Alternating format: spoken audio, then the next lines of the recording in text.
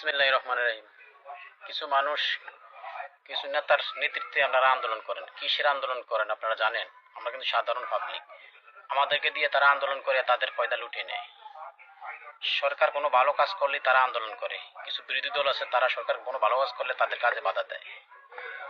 কাজে বাধা দিয়ে যে ক্ষয়ক্ষতিটা হয়, এই ক্ষয়ক্ষতিটা আবার সরকার খেসারত দিতে যায়, আবার এই ক্ষয়ক্ষতির দ্বার বাধ্য আমাদের কান্দে চাপিয়ে পড়ে। তাই আমরা কিছু মানুষ আন্দোলন করতে ডাকলে আপনারা আন্দোলন করবেন না। সরকার ভালো কাজ করতে আছে, ভালো কাজ করতে দেয়। সরকার সর্বপ্রথম প্রথম কাজ করছে, স্কুলের ফুলাইনের পরীক্ষার ফিস বন্ধ করছে। এটা সবচেয়ে বড় খুশির কাজ করছে।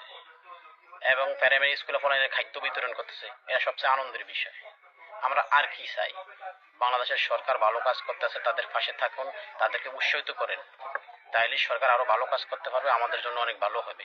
আন্দোলন আমরা বিশ্বাস করি না।